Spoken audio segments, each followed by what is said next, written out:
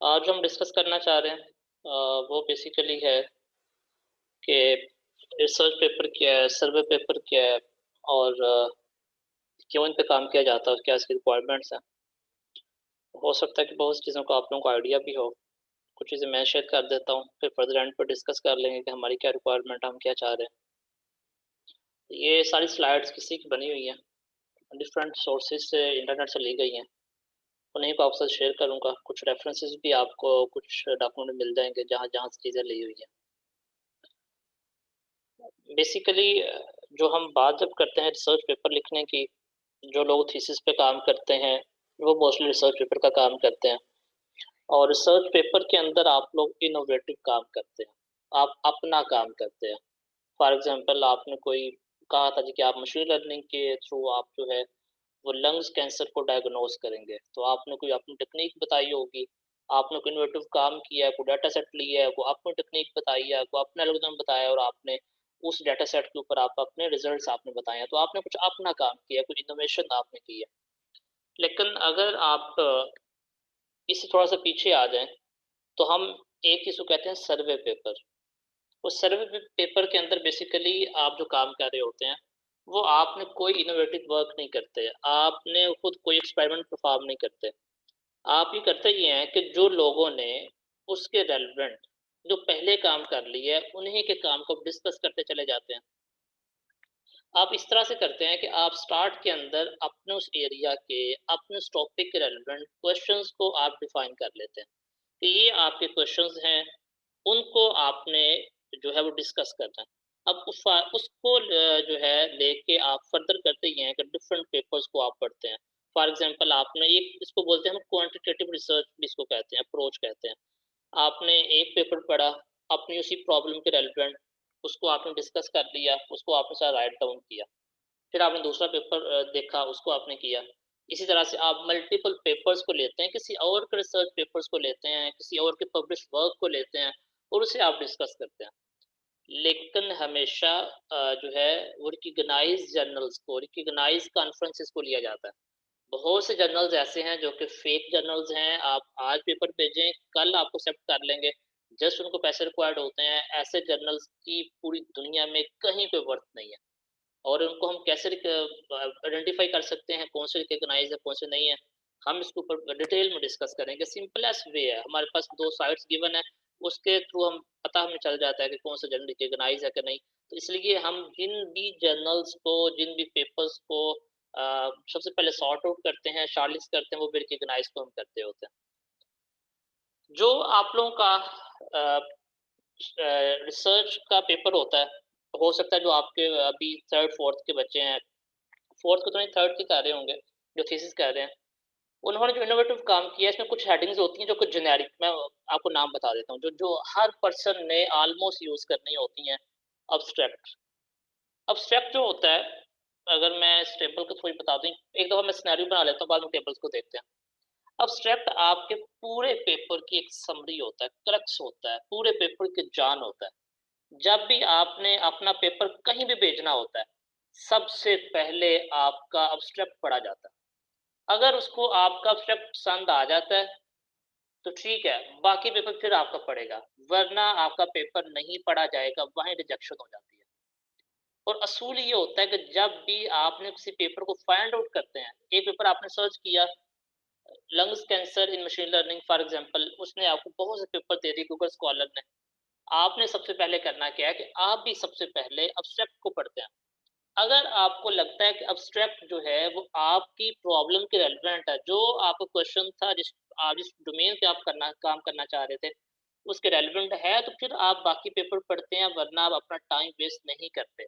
तो सबसे पहले एब्स्ट्रैक्ट को पढ़ा जाता है और रिसर्च पेपर के अंदर सबसे एंड पे एब्स्ट्रैक्ट लिखा जाता है।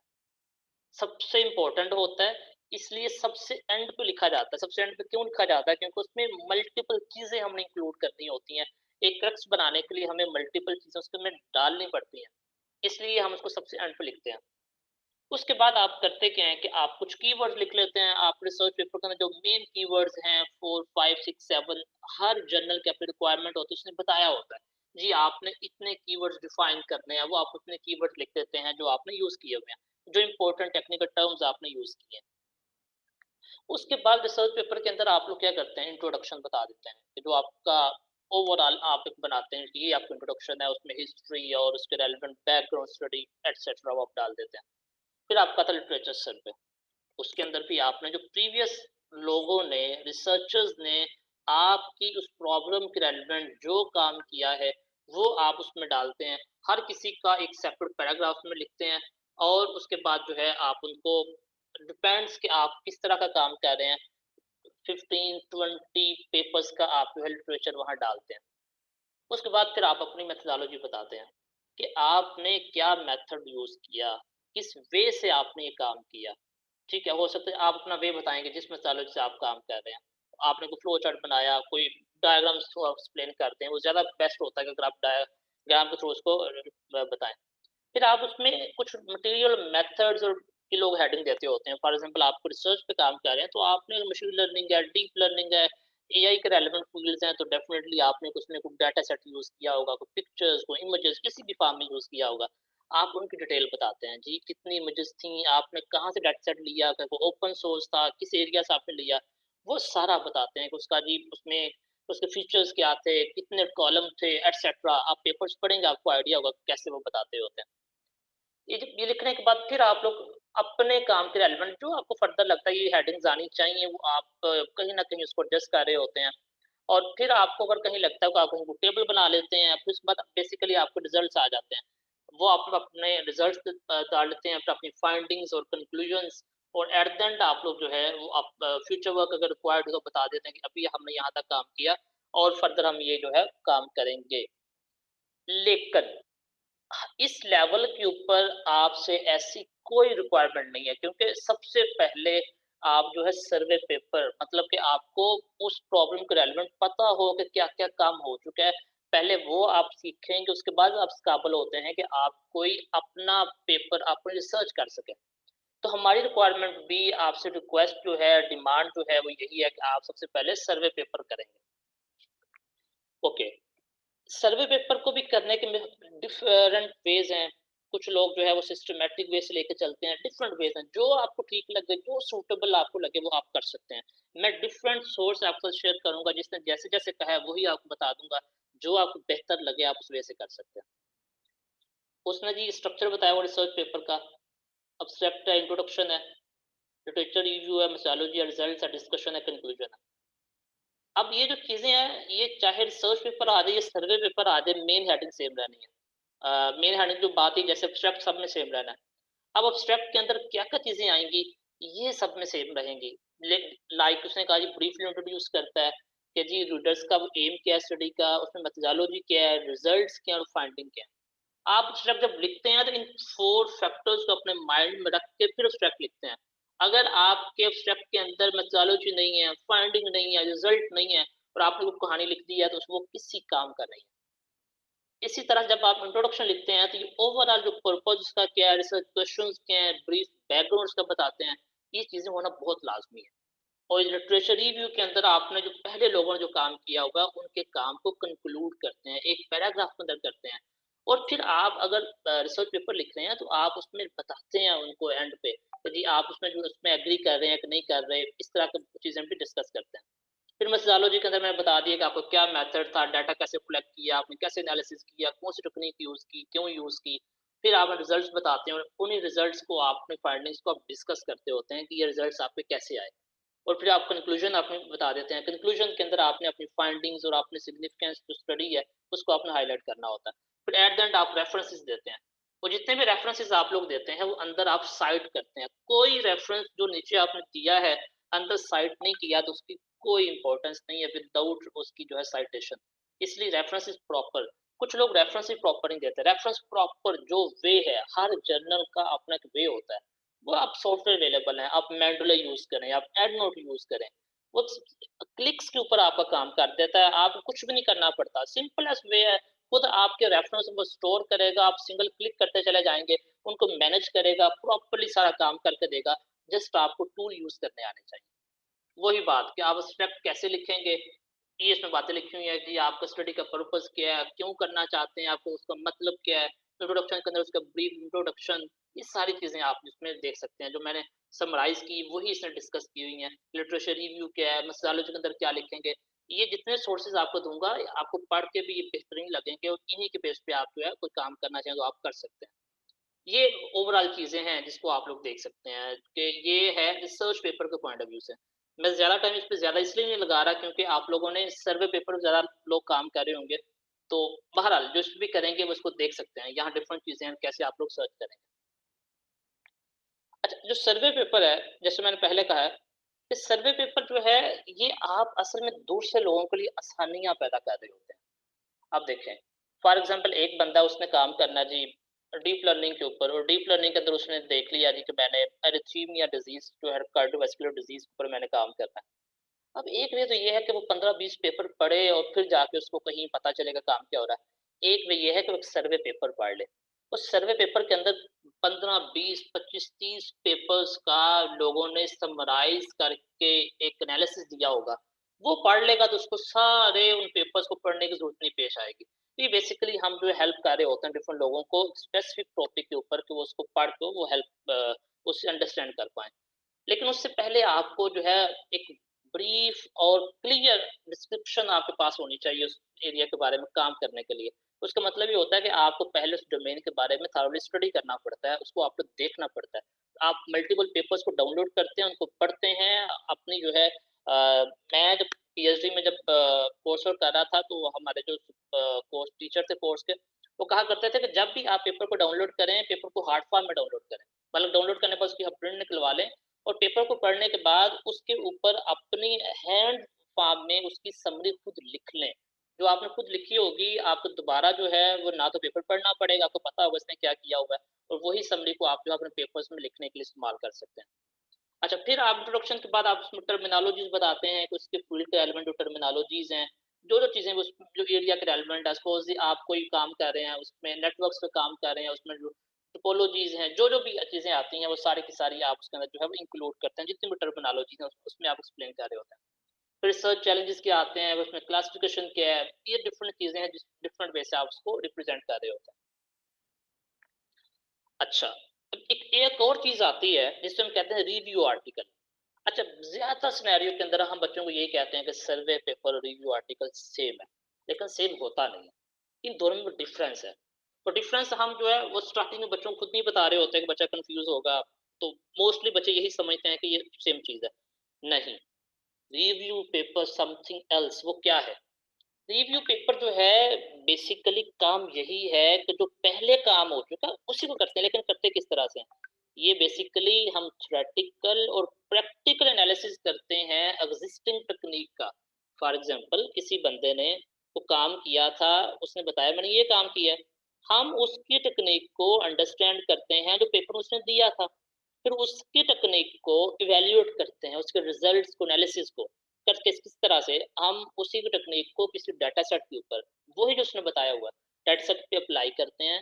फिर एक और टेक्निक ली, उसको अप्लाई किया, 2-3 टेक्निक्स ली, उनको आपस में अप्लाई किया, उनका एनालिसिस परफॉर्म किया और एनालिसिस परफॉर्म करने के बाद फिर हम अपना जो है वो अपने एक्सप्रेशंस देते हैं, अपनी इन्फॉर्मेशन को शेयर करते हैं। ये होता है रिव्यू आर्टिकल, जैसे जिसे हम कहते हैं कंपैरेटिव एनालिसिस आप परफॉर्म कर रहे हैं। डिफरेंट टेक्निक्स को आपने कंपैरिजन किया और कंपैरिजन करने के बाद जो है आप बताते हैं कि ये आपने काम किया। ये आप बेसिकली आप पॉलिटिकल एनालिसिस परफॉर्म कर रहे होते हैं और इसको बहुत अच्छा समझा जाता है कि आपने एक उसको इसको करने के लिए पहले बच्चे को पता हो कि एल्गोरिदम कैसे काम करेगा, ये तकनीक काम कैसे करेगी, इसको यूज़ कैसे करना है। तो जो बच्चे फर्स्ट सेमेस्टर में हैं जिनका इतना कोई बैकग्राउंड नॉलेज नहीं है, वो उनके साथ भी ज़्यादती है अगर उनसे कहा जाए कि जी आप रिव्यू आर्टिकल को लिखते हैं। तो ये इस स्टेज के ऊपर अगर उनको प्रैक्टिकली परफॉर्म करवाना मुश्किल हो जाता है बिल्कुल स्टार्ट पे, तो ऐसा नहीं कोई रिक्वायरमेंट कि जी आप ये काम करके दें। हाँ, जिनके पहले बैकग्राउंड बनी हुई है, उनको आइडिया है किसी फील्ड के अंदर, उनको लगता है कि वो 2, 3, 4 टेक्निक्स को लेके उनको आप उसमें कंपैरिज़न करके बता सकते हैं।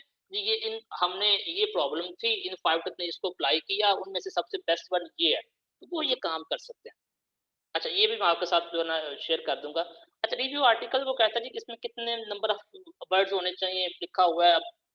अब ये चीज़ें आपको बहुत कम जगह से मिलती हैं कि जी वो उसने बताया हो कि जी आपने टाइटल किस तरह का रखना है, टाइटल को किस सेंटेंस में आपने लिखना है, हर चीज़ यहाँ वो मेंशन्ड है इस डॉक्यूमेंट के अंदर। फिर ऑथर्स किस तरह से आप उनको मेंशन करते हैं, उनकी डिटेल वगैरह, एब्स्ट्रैक्ट के अंदर क्या-क्या चीज़ें आपने डालनी है, वही ऑब्जेक्टिव क्या है, मटीरियल मेथड्स क्या हैं, रिजल्ट्स क्या हैं, कंक्लूजन क्या है, किस सेंटेंस के अंदर टेंस यूज़ करेंगे, प्रेजेंट टेंस आप इसमें यूज़ करेंगे, वो सारा बताया हुआ। ऑब्जेक्टिव लिखेंगे प्रेजेंट टेंस में, मटीरियल मेथड को आप पास्ट में लिखेंगे, कंक्लूजन को आप प्रेजेंट टेंस में लिखेंगे। तो ये बताया। इंट्रोडक्शन में क्या है जी, आप उसमें सब्जेक्ट का बैकग्राउंड, प्रॉब्लम, मोटिवेशन। अच्छा, रिव्यू में और सर्वे पेपर में डिफरेंस कहाँ जाके आता है? बाकी चीज़ें सारी वही रहनी है। आपकी एब्स्ट्रैक्ट भी, इंट्रोडक्शन भी, लिटरेचर सर्वे भी, डिफरेंस वहाँ जाके आना है जहाँ आप इसमें कहते हैं जी आपने ये टेक्निक्स को अप्लाई किया और अप्लाई करने के बाद इससे ये रिजल्ट्स आए। बाकी सेम है, सर्वे पेपर्स के अंदर यही हेडिंग रहेगी, इसी फॉर्मेट लिखेंगे, इसी सेंटेंसेस में लिखेंगे। तो इसलिए ये इस वो सब में सेम चलेगा, आपका मटेरियल मेथड भी सेम चलेंगे, आपके जो पॉइंट्स हैं डिफरेंट यहाँ मेंशन किए हुए हैं, वो सब के सब जो है वो सेम रहेंगे। ये जो टेबल है, मैं स जो अब बच्चे सेकंड सेमेस्टर में हैं, उनको भी कह-कह के बहुत एफर्ट मैंने की। देखिए, हमेशा एक चीज़ को बहुत प्रेफ़रेंस दी जाती है, चाहे आप सर्वे पेपर लिखें या चाहे आप रिव्यू आर्टिकल लिखें, एक हमेशा टेबल बनाएँ। टेबल की इतनी इम्पोर्टेंस है कि अगर आपने टेबल बनाया हो, आपके पेपर की वर्थ बहुत ऊपर चली जाती है। अब टेबल बनाने के लिए आपको पास डिफरेंट फीचर्स लेके, अब आपने जब किसी भी एक प्रॉब्लम के ऊपर आपने 10-15 पेपर्स पढ़े होंगे, आप इस काबिल हो जाते हैं कि आपको पता चल जाता है कि इन पेपर्स में ये कॉमन फीचर्स आ रहे थे। इनकी बेस पे मैं टेबल बना सकता हूँ। जैसे इस बंदे ने टेबल बनाया हुआ है, इसको हम देख लेते हैं जी। उसने कहा जी एप्लीकेशन का सिनेरियो क्या था? आपको वो आता है कि आपके पेपर में कुछ सिनेरियो बन रहा है तो लिख लें। रेफरेंस नंबर ये पेपर का रेफरेंस है, किस साल पब्लिश हुआ, उसने क्या मेजर कंट्रीब्यूशन की थी, किन फैक्टर्स को कंसीडर किया, क्या ये जो प्रॉब्लम थी इसने उसको डिस्कस किया हुआ कि नहीं किया हुआ। लेकिन सर्वे पेपर के अंदर इस बात को बहुत अच्छा समझा जाता है। अगर आप इस तरह का टेबल बनाएँ कि आप उसमें लिखें, फॉर एग्ज़ाम्पल आपने लिखा रेफरेंस नंबर, आपने साल लिखा, कंट्रीब्यूशन लिखी, उसकी स्ट्रेंथ और वीकनेस लिखें। लिखें इस पेपर की ये स्ट्रेंथ थी, इस पेपर में ये वीकनेस थी। जब आप पेपर पढ़ के अपने एनालिसिस दें कि इसमें ये स्ट्रेंथ थी, ये वीकनेस थी। दूसरा पेपर पढ़ा, उस जी आप क्या लिखते हैं? अच्छा जी सपोज़ मशीन लर्निंग पे काम कर रहे थे। इस बंदे ने जी लंग्स कैंसर पे काम किया, ये टेक्नीक यूज़ की, ये टेक्नीक यूज़ करने के बाद उसकी इतनी 95% एक्यूरेसी आई। इस टेक्नीक का इस पेपर के अंदर इसकी ये स्ट्रेंथ थी, ये वीकनेस थी। ओके, नेक्स्ट पेपर लिया, उसने ये काम किया था, ये टेक्नीक यूज़ की थी, ये उसने जो है उसकी एक्यूरेसी थी, ये उसके रिजल्ट थे, ये उस पेपर की स्ट्रेंथ थी, ये वीकनेस थी। अब इससे होगा क्या कि आपको इतना अच्छा इम्पैक्ट जाता है कि आपको पेपर का इतना आपने एनालिसिस किया हुआ है कि आपको ये भी पता है कि उस पेपर में क्या अच्छी बात थी, क्या बुरी थी और उसकी बेस पे फिर आप एट द एंड क्या कहते हैं। आप किसमें क्या रिव्यू आर्टिकल के अंदर, सर्वे के अंदर भी, जब आप टेबल बनाएँ या फिगर बनाएँ, उसको एंड पे लास्ट में एक्सप्लेन करते होते हैं और आप बताते हैं जी इसको कंपैरिज़न के अकॉर्डिंग हम आप सजेस्ट करते हैं बाकी रीडर्स को कि सबसे अच्छी टेक्नीक ये है, ये पेपर अच्छा है क्योंकि सपोज़ अगर आपने टेबल बनाया था, उसमें नज़र आ रहा है किसी बंदे ने सीएनएन को यूज़ किया है, इमेज को रिकॉग्नाइज़ करने के लिए उसकी एक्यूरेसी 98% है, किसी की 99% है। कि आप बताएँ जिसने ये टेक्निक्स यूज़ की, ये पैरामीटर यूज़ की है, इसलिए इसकी एक्यूरेसी अच्छी है। इसको हम जो है वो सजेस्ट कर रहे हैं। तो आप अपनी भी सजेशन जो है वो आप एंड पे देते होते हो। तो कंपैरिज़न टेबल बहुत नेसेसरी है। किसी भी तरह से बनाना चाहें, ये देखें एक और वे है कंपैरिज़न टेबल बनाने का। जैसे भी, ये आपको कैसे समझ में आएगा, कैसे बना सकते हैं? इसके लिए जो डोमेन आप सेलेक्ट करें, उस डोमेन के सर्वे पेपर्स को डाउनलोड करें। अगर आप रिव्यू आर्टिकल लिखना चाहते हैं, उसके रिव्यू आर्टिकल्स को डाउनलोड करें। उनको पहले पढ़ें। जब आपने 3, 4, 5 रिव्यू आर्टिकल्स को, सर्वे पेपर्स को पढ़ लेंगे, आपको खुद ब खुद समझ आ जाएगी, अच्छा जो मैं पेपर बनाऊँगा उसमें ये हेडिंग्स आएँगी, उसमें ये सब हेडिंग्स आएँगी। अच्छा उसमें इस तरह का टेबल बनेगा, उसको मैंने किस तरह से एक्सप्लेन करना है, उसमें फिगर्स किस तरह की आएँगी। अगर आप उन्हीं के फिगर्स यूज़ करना चाहते हैं, तो उनको आप प्रॉपर रेफरेंस देके कोट करें कि ये फिगर मैंने वहाँ से उठाई है। अगर आप फिगर खुद बनाना चाहते हैं, बहुत से टूल्स अवेलेबल हैं। आप फिगर को ट्रेडिशंस करना चाहते हैं, ईज़िली की जा सकती हैं। आप खुद फिगर बनाएँ, वहाँ से स्निपिंग टूल से कॉपी पेस्ट ना करें। फिगर्स खुद बनाएँ और उसको जो है यूज़ करें, ये एक बेहतरीन वे है। ठीक है? तो इस तरह से आप लोग जो है वो चीज़ों को लेके चलेंगे। और आप पेपर सर्च कहाँ से करते हैं? अगर किसी को नहीं आइडिया डाउनलोड कहाँ से करते हैं? गूगल स्कॉलर पे जाके अगर कहते हैं मैं वो भी बता देता हूँ। कैसे आपने वो सर्च करना है, कहाँ से आपने डेट सेलेक्ट करनी है और पेपर नहीं डाउनलोड होता तो बहुत सी मल्टीपल साइट्स हैं, वो साइंस हब के नाम से आप वहाँ जाएँ, उसका लिंक पेस्ट करें, पेड पेपर जो आपको डाउनलोड हो जाते हैं। स्टिल नहीं डाउनलोड होता फिर भी मल्टीपल वेज़ आप कर सकते हैं। मैं यूटी में हूँ, मुझे सेंड कर दें, मेरे पास वो अकाउंट है, एक्सेस है, मैं वहाँ से फ्री डाउनलोड करके सेंड कर सकता हूँ। तो ये मल्टीपल वेज़ हैं काम करने के। आपसे जो रिक्वायर्ड है आप सर्वे पेपर लिख लें, आप रिव्यू आर्टिकल लिख लें, जो आपको आसान लगता है आप करें। तो ये इसके वेज़ हैं। कोई क्वेश्चन है यहाँ तक तो वो पूछें आप लोग मुझसे।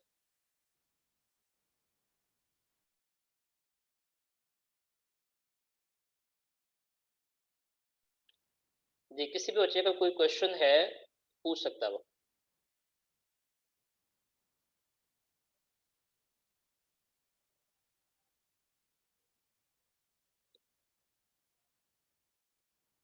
किसी बच्चे को कोई क्वेश्चन नहीं है? मतलब ये या सब समझ में आ गया या कुछ भी समझ में नहीं आया?